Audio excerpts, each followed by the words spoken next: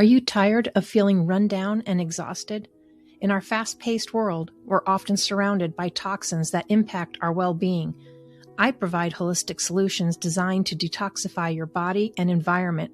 With cutting-edge AO voice scan technology, we identify the root causes of your discomfort or dis-ease, making personalized healing easier than ever.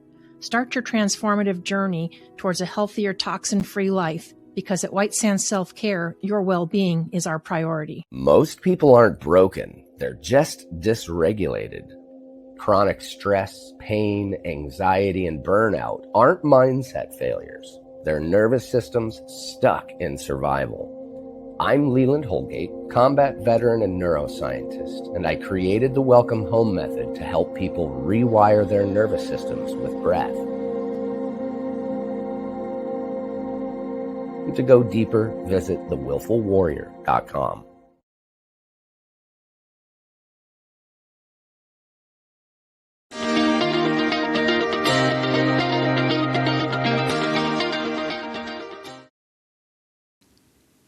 Well, welcome everyone back to Mindful Mondays on E360 TV, where we bring you conversations designed to educate, inspire, and empower. And I'd like to welcome our guest today, Dr. Scott Fox. Dr. Scott is a registered acupuncturist, and he's a doctor of Chinese herbal medicine and the owner of Sixth Sense Acupuncture, an in-home clinic serving the Brisbane, Sunshine Coast and Golden Coast regions of Australia. So hopefully I pronounced it right. I used to call it Brisbane, but I think they said it was Brisbane. So I apologize if I slaughtered that. But he has a passion for helping people to uncover the root cause of their health challenges. Dr. Scott combines the time-tested wisdom of acupuncture and Chinese herbal medicine with a personalized approach to wellness. His work focuses on helping clients restore balance, reduce pain, manage stress, and achieve their health goals naturally. So today we're going to explore the ancient healing practices, how the ancient healing practices can offer powerful insights into the modern health, and discover what our bodies have been trying to tell us when something feels out of balance. So, Dr. Scott, thank you for joining us today. Oh, thank you so much, Laura. That was an awesome intro. Got some great sponsors too, so that's pretty cool. So thank you. Yeah, thank you very much for having me on, and hopefully I can give some gold nuggets of information to your audience. Yeah, I know you will, and it's my pleasure. That's what I love, is all the different perceptions and different modalities. There's so many different ways to go at things, and in the end, it's really about helping people to heal and live their best life.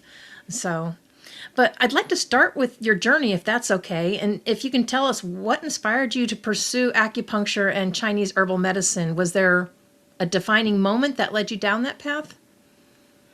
So I was an unusual child. Mum, if your mum and dad was probably like mine, they told you to go and see the general practitioner. In Australia, that's what we call them. In the States, they call them MDs, medical doctor. And I didn't. Why? Because I did martial arts as a teenager, and we're punching and kicking each other. And anyway, our teacher, he taught us a bit of Korean hand acupuncture. So you might have heard of reflexology. Reflexology is where they use the map of the sole of the foot, sole of the foot as a map of the body. Well, with the Koreans, they use the hand as a map of the body. So, we're kicking each other, hurting each other. I do some points for acupuncture points for pain from the punching and kicking, and if I get the flu or something like that, sinus congestion, or get a cough, do some points and it go away pretty quickly. So I never went to the medical doctor which is unusual, yeah. It is.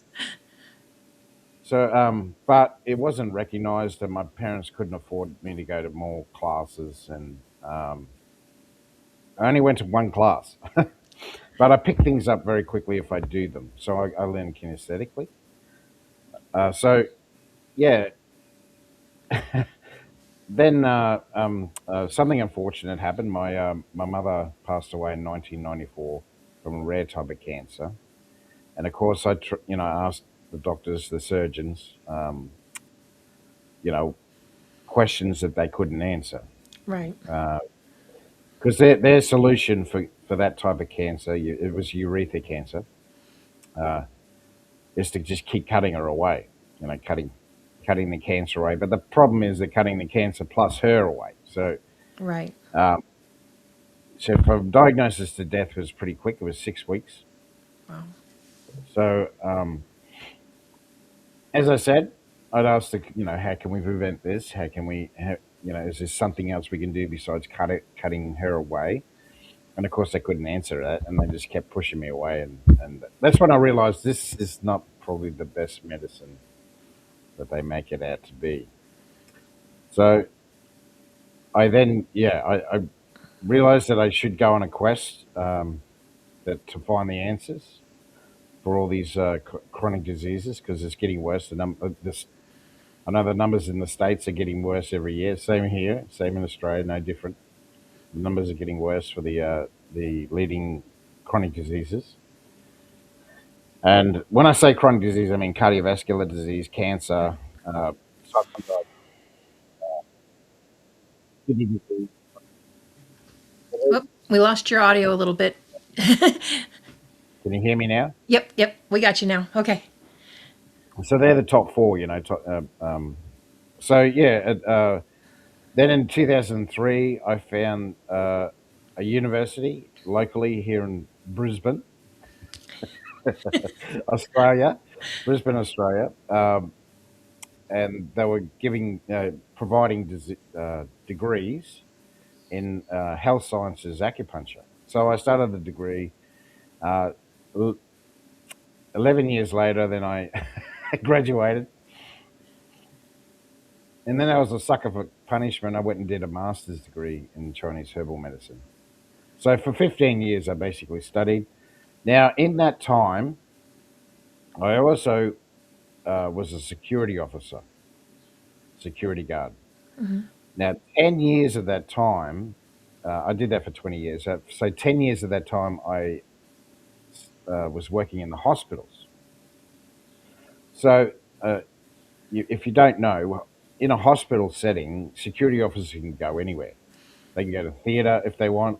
They can, because we're emergency services, we're Right. first responders. So I got to ask all the questions. I got to see the surgeries like firsthand, and what I saw was amazing. Like in the hospital system, that's what they're really good at: surgery. They're magic at it. You cut your hand off, you split your head open. They're very good at putting you back together. But what I saw was that anything long term, anything that you've had for a long time, chronic disease, they're terrible at it. They are terrible at it. Uh, because so this is I'm going to compare. I'm going to go off on a bit of a tangent here. Okay. So the comparison between conventional medicine and Chinese medicine is this: conventional medicine was created on a battlefield. That's where they learn more about the human body, and surgery in particular was on a battlefield. World War One, they were dabbling in morphine and they were dabbling in antibiotics, but they didn't really have it down as a science. So, because there was recorded, because what they realised was when you're cutting someone open when they're in a battle environment, they try and fight you. Yeah. So you don't want to be cutting someone open while they're trying to fight you. So, and they used alcohol in the old days, but alcohol thins the blood, as you would know, and normally would bleed out. So they found with morphine that it was easier to keep the patient subdued while you're doing the surgery. But also, they found that it was useless doing the surgery, and then 3 days later, they died from an infection. So then yeah, that's when they created the antibiotics, penicillin, as we know, uh, Mhm. to stop the infection afterwards. Now that's what they're really good at. That's what the medicine was created for. Yeah, and I've heard that before. Start, create a way, and it's of course they want to put them back together because they need them to go back into battle, and it's kind of Yeah, like yeah. hurry up and put you back together. But yeah, it's amazing kind of how things have evolved, since then. In some cases, have gotten many worse, but then there's other stuff like you and I know that's holistic that has gotten so much better. So it's just depends on Well, what you're subjected to. exactly. So it's a different strategy. So Chinese medicine was created in the emperor's court. So it's a different strategy. The emperor's physician had to look after everyone in the court. He had to make sure that the emperor was fertile because he had to have heirs. If he didn't have heirs, then he had no power. So the more heirs you had, the more power you had. Why? Because if you've got a problem, on the other side of the country, then you send your son, your elder son, and then you've got another problem in another part of the country, you send another son. Right. You see what I'm saying? So, so the more heirs he had, so he had to be fertile, he had to be ferocious because he had to lead his soldiers into battle, and he had to, had to have a clear mind. That's the only problem when you're the emperor. Everyone's either trying to kill you Right. or use tactics against you. So you had to be very smart. You had to have full clarity. So the physician had to get that out of him. Now he also had to look after the concubines. Same thing. Concubines had to be fertile. They had, he had to make sure that they were healthy. They had to make sure that the prince or princess was healthy as well. He had to make sure that the soldiers that were protecting the court were healthy. You had to make sure. So you see where I'm going with this? That Oh yeah. Yeah. it's a different strategy. That he's there to prolong their lives and have an abundant life. Okay, so it's more of a long term medicine. It's So more on well being and not band aid fixes. yeah, well, see, it's all about blood flow. Right. So you're as old as your cardiovascular system. If your cardiovascular system is in great shape, you won't have any problems. So that's what he was. That's what the physician was good at. The physician was good at promoting blood around the body, and that's what Chinese medicine does. Now, I think I'll just go back to what your question. So the other thing is my father also he had a fall in 2012, and that's why I say the last 5 years of his life was not very good. He really died in 2012, but he died in 2017. But why I say he died in 2012 was because he couldn't do much after that. So the last 5 years of his life, it was just incapacitated. Yeah, he had good days, but he had a lot of bad days too. Right. So what do I mean by that? He'd have a fall, and then he couldn't, can't do anything. So we'd have to get people to come in and help him and stuff like that. You see what I'm saying? Yeah. Now, now the problem with that is that takes all the resources of from all the people around him. And now, why I bring that up is this is what's happening in our society now. So I don't know about the states, but 9 out of 10 Australians end up like my father. That's a lot. Yeah. That's 90% of the population end up. So the other 1% is like the example of my grandmother. So she lived to 91. I forgot to say, yeah. So my father lived to 80, almost 82. He was almost 82 years of age. I think he was short by about 2 months. So he did live, a reasonable age. He lived Right. to a reasonable. But my grandmother lived to 91. This is the way we should die. This is the 10%. She worked every day of her life. She had a thrift shop in the last 20 years of her life. She managed that thrift shop. I was told that it was, you know, very profitable. She helped the community. It was all volunteer. She never got paid for it. Just give me a second. And yeah, um, she had a heart attack the week before she died. Well, And they said to her, "You're gonna have to take a lot of, usual deal. mm-hmm. You're gonna take a lot of medication, and it should prolong your life, right?" She said, "No, I'm not doing that." Went straight back to the thrift shop the next day. Said 1 day off. Yep. 1 day off. Went straight I back know to the people like that. Yeah, they're incredible. went straight back to the thrift shop the next day. Now, a week later, she died in her sleep. She had a heart attack in her sleep, and she died. That's the way it should be.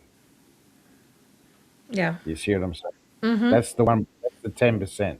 Yeah, I've had She's family members that I've had that I've seen that, oh, there's nothing they can do but keep making them comfortable, and they put them on morphine drips, or you feed them this, you feed them that, and it just keeps stringing on and on and on, and they're most of the times they're just so ready to go, but the body hasn't given up yet, and they're still pumping them full of drugs. yeah. That's not. That's the statistics don't lie. 9 out of 10 of us are going. That's how we end up. There's the Yeah. 1% that end up at home dying in their sleep. That's the way it should be. So yeah. Why I brought that up is because this is the way that our system is run now. The system is. It wasn't like in the old days where everyone was dying in their sleep. Now it's the other way around. It's all keeping you comfortable. I love the way that they soften the language. Yeah, make it sound more palatable, but yeah, and the thing is, I guess that's kind of what we grew to accept. But the thing is, to me, the fact is that you don't have to accept it. Like your grandma, she said, told them no, and we do have the ability to tell them no. It's just, I don't know about in Australia, but I know a lot of Americans, and in the U.S., they're like, oh well, no, this is what the doctor says I have to do. This is what I have to do. It's like they've given up their choice, to decide for how they're going to go. Yeah, well, I think she thought, well, I'm 91. Like, hello. Yeah. By the time I sleep, you know, happy days. So Right. um, I think also she passed in early 2000. I think it was 2003. She passed away. So that's when she was obviously seeing that as well. Mm-hmm. She would have been seeing her friends because you got to remember she's 91. She's just about everyone's already dead. There's Right. not many people make it past 80. Um, so all of her friends, her husband had already passed. He passed away 5 years earlier, and don't quote me on that. I don't know. I was late 90s. I'm just trying to remember. It was late 90s. So she Yeah. was at 2003, A and decent age compared to what some are nowadays, but yeah. yeah. So my grandfather, so this is my father's father, and the lady I was talking about, my grandmother, that was my father's mother. Now, yeah, so they all both lived to their 90s, but my grandfather was a smoker. So, the last few years of his life wasn't the best either. You see what Yeah. I'm saying? Mm-hmm.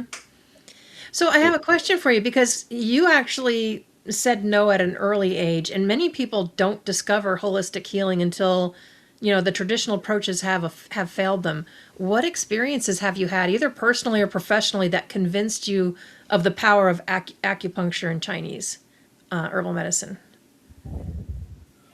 Well, it wasn't. As I said, like small things like, pain and stuff like that. I realized early that it's really good for pain. Man, acupuncture is Mm-hmm. fantastic for pain. But then, as I learned, I went to uni, I learned that it was actually beneficial for a lot of things. And then, as I said, when I graduated, then I realized I could also use herbs because it's even better again. So I'll put it to you this way. So in China, acupuncture is like the adjunct. It's like the physiotherapy Okay. or chiropractic. It's an adjunct. It's a support method. Okay, Right.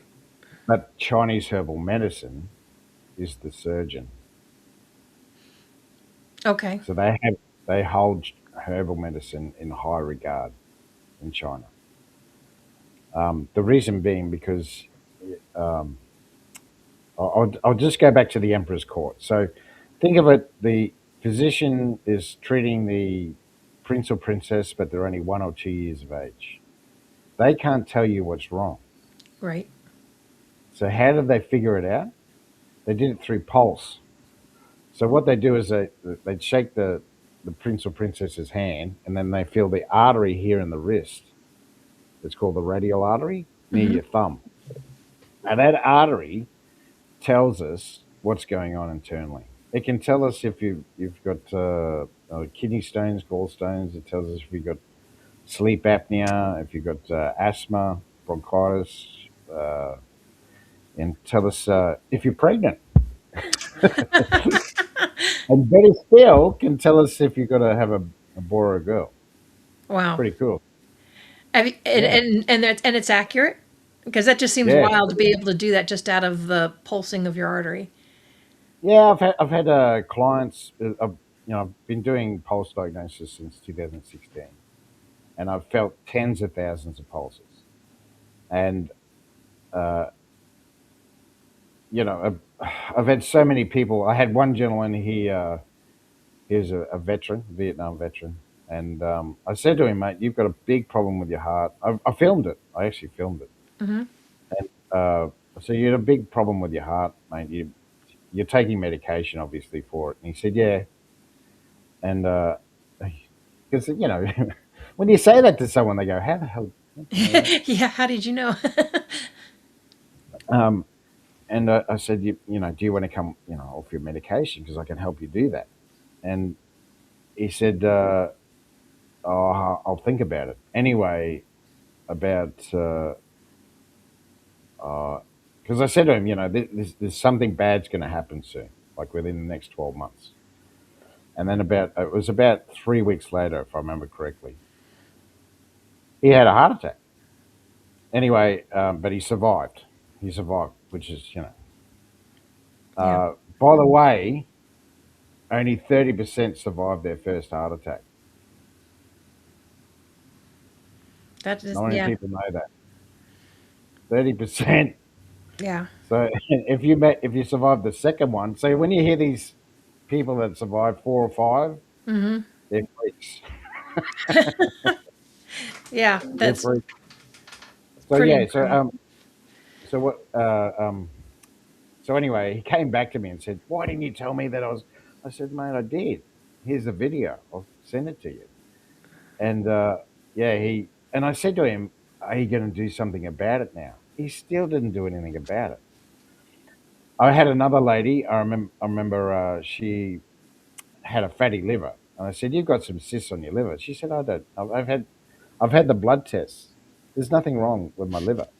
I said, "Okay, that's cool. Just go and get an ultrasound. Just do me a favor. Go and get an ultrasound of your liver." Sure enough, she had cysts on the liver and she had a fatty liver. So Wow. yeah, the Mm-hmm. power pulse is incredible. So that's what I. So when I find out what's wrong, then I can give them herbs. So acupuncture does change the pulse, but herbs, but it's only temporary. It's only temporary. Acupuncture only changes the pulse temporary. Herbs changes the pulse permanently. Does that make sense? Yeah. So It does. there's a standard of care, Yeah. and I can figure it out pretty quickly. That only takes me 5 minutes. I can figure it out pretty quickly. Well, yeah. So That's basically, the herbs are going to the root cause and helping to correct yeah, things yeah, internally. Right. yeah. Yeah. So yeah, uh, I'm sorry, guys, but yeah, a lot of people are just not in touch with their bodies. They don't know what's going on internally. Or they That ignore it because they're so busy. They're so yeah, busy going in the whole day-to-day grind and that they don't stop. I can't tell you how many people I've seen that say, "Oh, well, it's old age," or I'm just getting older, or that's just part of old age, or it's just because I did this, I did that." And it's like, no, you probably either experienced something, ate something, you did something your body does not like. yeah, yeah. So I'll give you a perfect example. I think also, so I should reiterate. I think also it's because they're so reliant on their medical doctor Hmm. that they just forget about. They think that, oh, the doctor's told me I'm healthy. Well, then I'm fine. There's no problem. But this is a perfect example.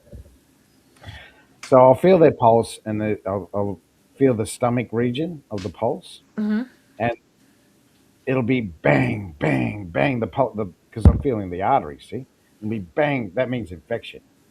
So if it's Okay. pounding, that's infection, right? So that means in the stomach there's going to be excess hydrochloride. So what does that mean? Heartburn. So they're going to have too much heartburn. So I'll say, oh, do you get reflux? Do you get heartburn? No, no, no, no, no. I don't get any heartburn. No, no, no. Okay, do you take any Nexium or Somac? Oh, yeah, yeah, I take Nexium and Somac. Because they don't realize that the drug is just covering up the symptom Right. and that they do get heartburn, but they're covering it up with the drug. Yeah. See what I mean? People Yeah, just aren't. it's still there, and that's I kind of went through something similar when I had a bulged disc in my back, and I had all kinds of problems with nerve damage and losing the feeling down my leg, and they throw all these painkillers and muscle relaxers at you, and yeah, you might feel better for a little bit, but then it comes like right back, and it's like until those ran out of my system, and I started seeing a chiropractor or acupuncture, doing massages, I'm like the pain never went away with it. It just made you feel like you could function and do better, but it never took care of it. No, no, and that's like I said, conventional medicine was designed for surgery. It was designed for the battlefield. Hmm. So Yeah. anything outside of that, it doesn't solve the cause. Uh, I'm sorry to say, when the president of the Lantern, which is an article, it's a research article, and when he came out, I think it was 2017 or 18, maybe 2018. He came out and said 90% of all the research is biased, and Right. it's it's not relevant. Relevant was his exact words. Yeah. So maybe, He's the president. yeah, I know little things leak out here and there. So, but in your practice, what are some of the most common misconceptions that people have about acupuncture, and what usually surprises them after their first treatment? Uh, a lot of people have needle phobia.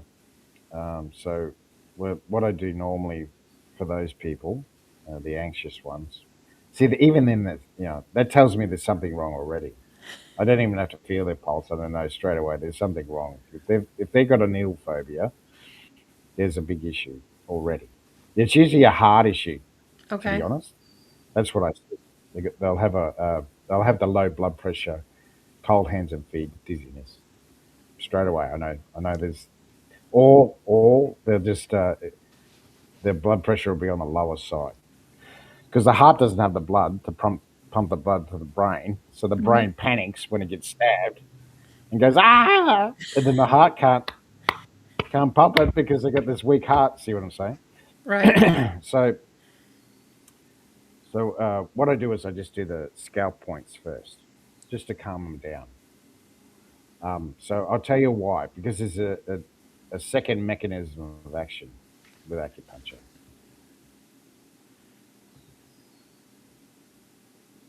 Oh, you're frozen. Am I freezing? Oh, nope. Yeah, okay, I can hear you now. Yeah, you're frozen a little bit, but I can hear you. So go ahead. There you go. Can you hear me, Laura? Yes, I can hear you. Go ahead. Yeah, I froze. Yeah, I thought it was frozen. Um, so I'll Yeah, you do were the saying scalp as to why points you start with first. the head. Go ahead. The reason being, yeah, so there's a second mechanism of action with acupuncture. So I'll just explain that. So the brain knows it's been something, but it doesn't know by what. Doesn't know if it's a 12-inch knife or a little pin. It has no idea. So it thinks the worst. It thinks it's a 12-inch knife. Mm-hmm. So what happens is the heart rate speeds up. The heart rate will speed up, start pumping a bit faster. But the blood vessels will open up too, everywhere. So they call it a sympathetic state. So it's a fight or flight, mini Right. fight or flight. Oh, I've been stabbed by something. Let's get out of here. So um, after 5-10 minutes, then the brain figures it out and says, "Hey guys, it wasn't a 12-inch knife like I thought it was. It was just a little pin." And then what does it do? The heart rate slows down, but the blood vessels stay open for 12 to 24 hours. Okay. Pretty cool. Yeah, So that is that's pretty. why they feel you.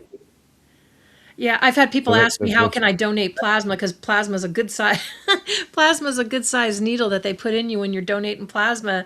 And I've always been the type that as long as I look at it and see it going in, I'm fine. But if I do like other people are doing, trying to look away and not look at it, my mind will go to work as to, oh my God, what is going on? So I don't have a problem with it. I just watch the needle go in and I'm fine. But not everybody's like that. so yeah, that's why you feel euphoric after acupuncture. That's why after during the Hmm. treatment, you'll actually start to feel relaxed. Okay. Why? Because the blood is coursing through your body at its pinnacle. That's how acupuncture works. It basically sends blood at a higher rate through your body. It's more efficient Yeah. Well, which makes because sense because the blood if I'm not mistaken, the because the blood acupuncture vessels. points are along the meridians in the body as well, right?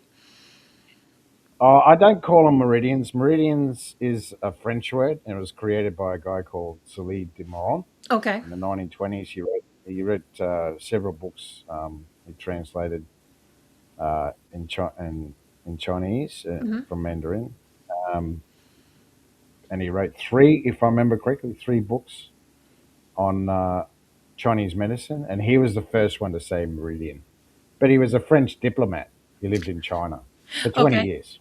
Okay. So because of him, we've gone with this meridian. Um, it's a French word. It's not even English. So anyway, so what was I going to say? So I call them neurological pathways. So the acupuncture points are just bundles of nerves together. Now, how the Chinese figured that out, I got no idea, but Right. they did. So they are neurological pathways. Absolutely, yes, I agree with that. Yes, because and the Chinese figured out which neurological pathway relates to which organ. And once again, I don't know how they figured that out either.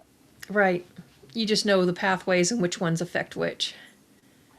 But my theory is, I can't prove it, but so you got to remember that the physician for the emperor, these are the smartest guys in history, right? These are not the village idiots. These are the smartest people in Chinese history. Hmm. So, but and there was a lot of pressure. If he didn't get a result and he didn't get it quick, he lost his head, right? Right. So, but they were meticulous at recording everything. That's what the Chinese were very good at. Very good at recording everything. So when the next physician came along, because he's like, oh, I don't want to lose my head, he would read the notes of the previous physician, and then he'd say, okay, I won't do that. Obviously, next time Right. I'll do this. So they yeah. I think it's from trial and error. Basically, that's how they figured it out.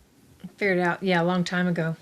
So as you and I both know, stress, anxiety, and burnout, that's become almost normalized in today's society, which I wish it wouldn't. But from a Chinese medicine perspective, what is stress really doing to our bodies, and what warning signs are people missing, in your opinion? Okay, ADD, ADHD, all these wonderful, burnout.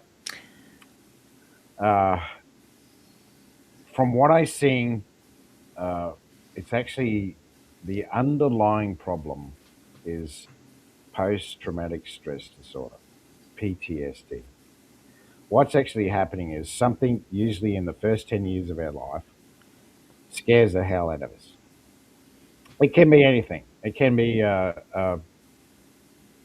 swimming in the ocean. Because what happens is mum and dad, especially when you're young, you're Mm-hmm. 7, 8, 9 years, 10 years of age. Mum and dad says, yeah, yeah, yeah, go out in the ocean and you can play, yeah, yeah. Get stuck in a rip, and then I can't get back in, so someone's got to go and save you. See what I mean? So you Yeah. almost drown.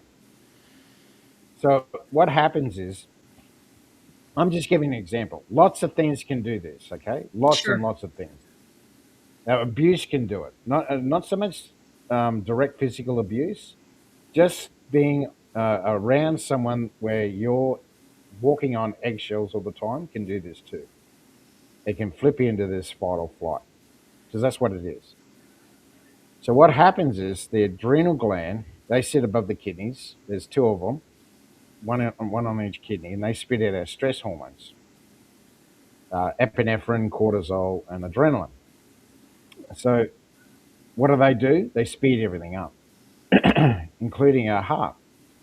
Yeah, that's what Right. they do. They tigers in front of you. You either fight Right. or you get the hell out of there. Flight.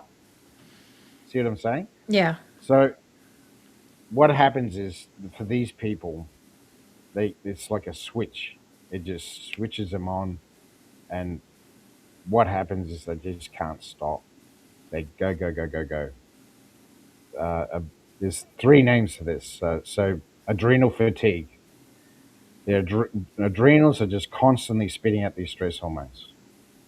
Like it's there for a reason. We all produce it, Right. but for these people, it's just that they're just producing a little bit too much all the time. That's why you'll see, a lot of these CEOs and elite athletes, they've all got it.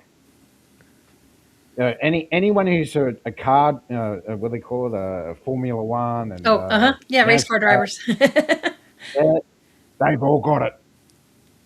Yeah. They've all got it. The cyclists, runners, boxers, they've all got it. Call them Why? adrenaline junkies. But Well, yeah. exactly, Mm-hmm. exactly. It's literally.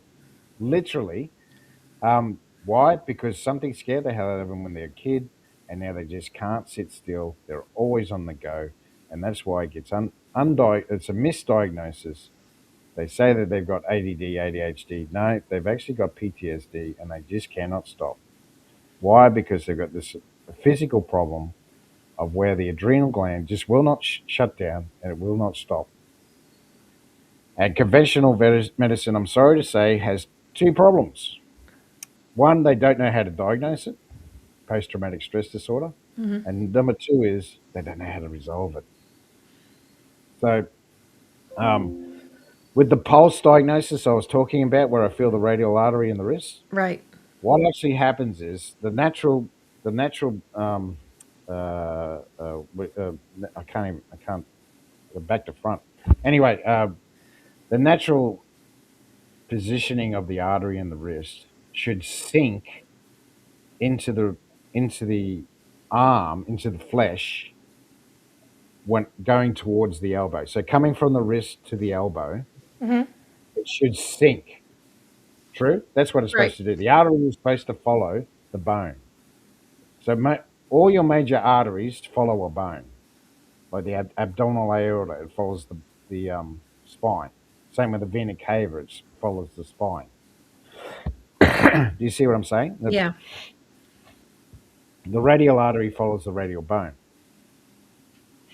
So it makes sense that it will. it will be superficial, get close to the surface of the skin. Here at the styloid, they call it the styloid process. It's a bony bit, Right. but as it goes down the arm towards the elbow, it should sink into the flesh. Yeah, Right. so it should be close to the bone. Well, with these people, what happens is because they have so much cortisol, epinephrine, and adrenaline flowing around their bloodstream, it pushes the artery to the surface of the skin. That's how we know where they've got it. Okay. Pretty cool. Yeah, that is pretty cool. That makes sense too. Yeah. Yeah. So then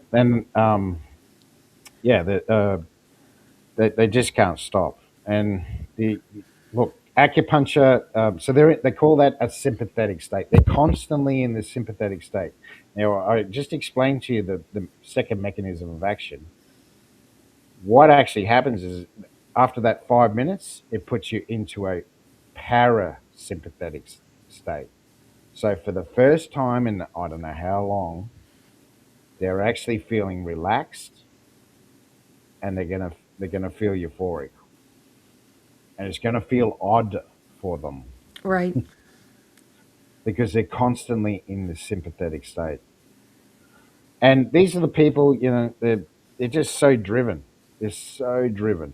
They're um, they'll organize. If you've got a group of friends, they'll be the one. They'll be the one that organizes everything.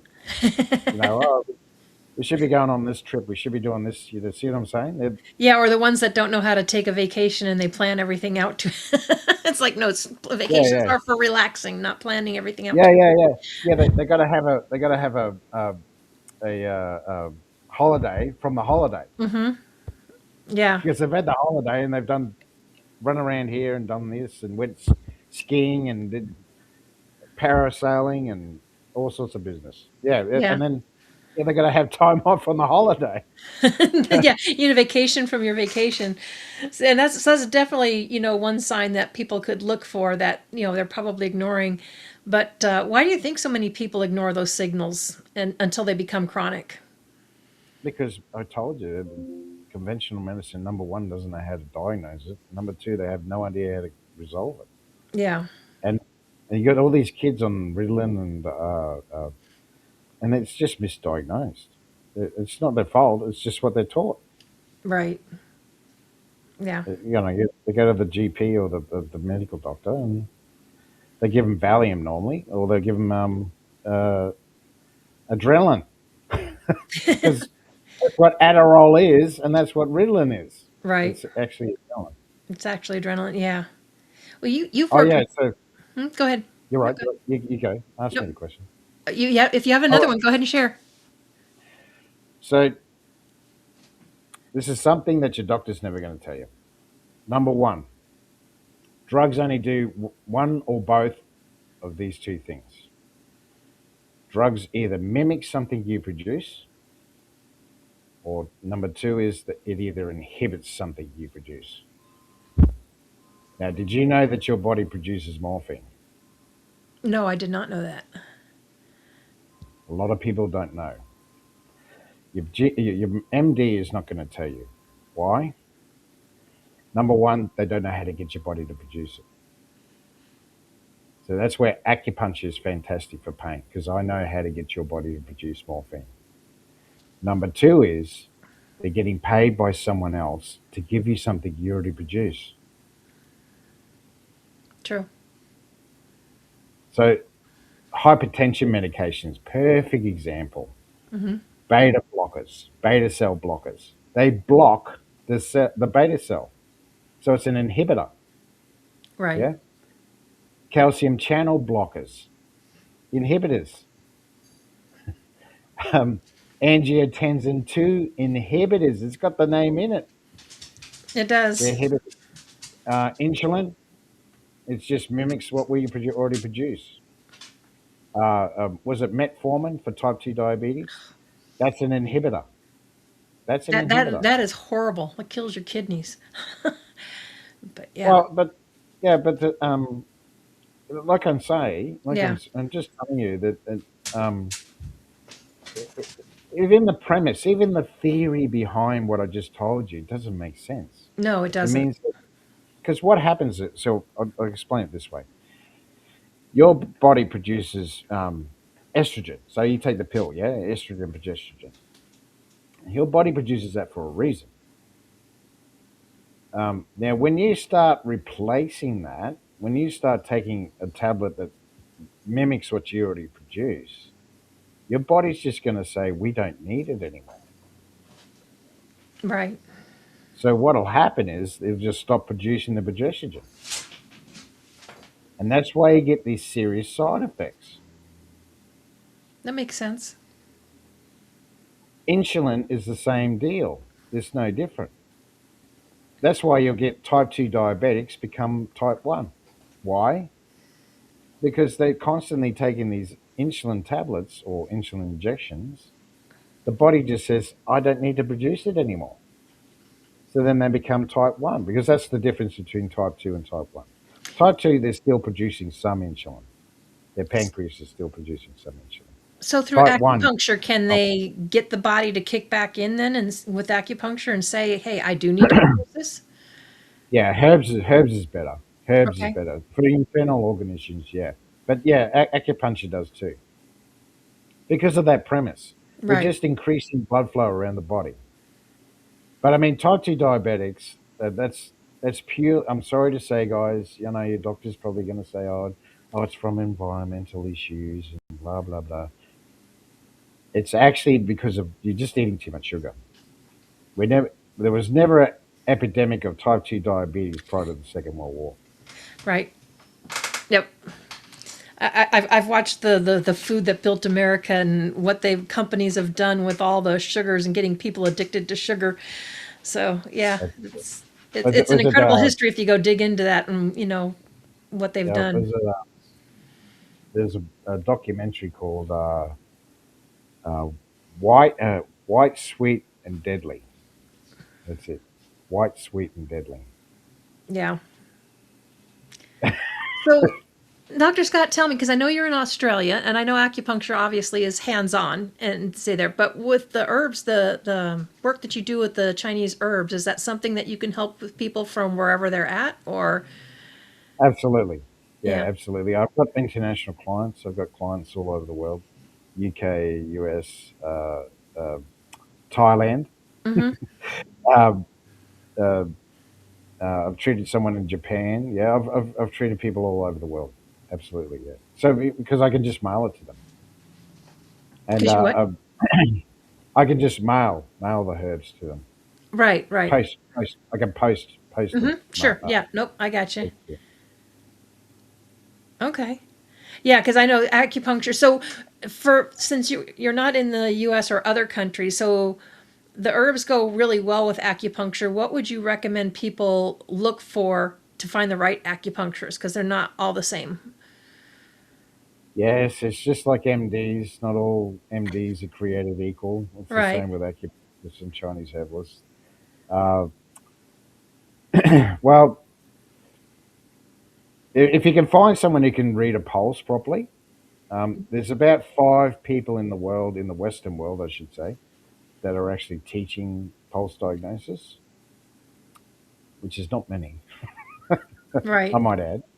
Obviously, they've got a lot of disciples. Mm-hmm. um, there's a gentleman he's my mentor, Robert Doan. He's in Seattle, but he's got a lot of disciples in the States.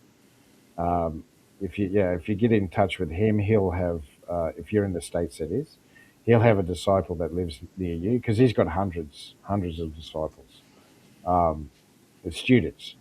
Mm-hmm. Uh, because he has internships, so you can go over there, you pay him money, and you can intern with him. He also has he hires people to work in his clinic, and then they learn about the clinic. And Sure. he's got the biggest clinic in the United States. He sees ridiculous amounts of people. I think it's 100 people a day or something. It's crazy. But he's got an entourage of employees that he doesn't do it himself.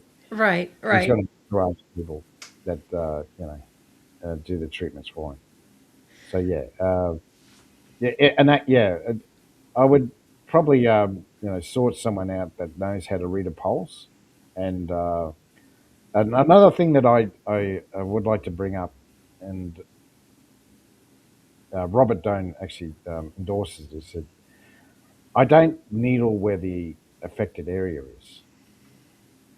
So in university, in our uni for acupuncture, they taught us, you got a shoulder problem, for instance. They taught us to put the needles in the shoulder. Okay. Right. The problem with that is, there's a problem with that. Number one, you can make it worse. Okay. Okay. It's like going to a massage therapist with a back problem, and you walk out thinking, "Oh, my back's worse. What have you done to me?" You know. So sometimes you can make it worse. Not always, but sometimes you can make it worse. Right. Number two is you can't move your shoulder around. Three, you've got the needles in your shoulder. If you've got the needles in your shoulder, you can't move it around. Now, if I put the needles in your wrists, or in the other wrist, or in your elbow, you can move your shoulder around. True. True. Yeah. Yep. Or if I put them in your scalp, if I put them in your scalp, you move your shoulder around. And So what I'm, it'll actually still help the shoulder too, because it's all part of those lines that you were talking about, how everything is all connected. correct. Yes, the neurological pathways all connect. Yeah, exactly. Absolutely. So, so number one, I can't make it worse because I'm not putting the needles in your shoulder. And number two is, immediately it works. So I'll ask you, what's it out of 10? I'll get you to do some exercises. What's it out of 10? 7 out of 10. I'll put the needles in and they go, and they're moving their arm around going, where's the pain? They can't feel it. Right. That's because you produce morphine and I know how to get your body to produce it. I love it. Dr. Scott, we've got about 2 minutes left. What do you want to leave everybody with today? What do you want them to take away from all Uh, this? so I do have I've got I've got heaps. I've got a podcast called Get Busy Living with, which Laura, you've been on. I also do webinars. This week I'm doing it on coli- colic disease. Sorry, colic disease. I do that weekly. Last week was constipation in children, Chinese medicine for constipation in children. Uh, what else do I do? I do pulse diagnosis in Australia, unfortunately. So at the local markets. So I do that for free. It's a community service that I do. It's a free health assessment, like I just told you, where I just shake your hand. I feel the artery in the wrist. Uh, what else? I've got the health club. So the health club is so cheap.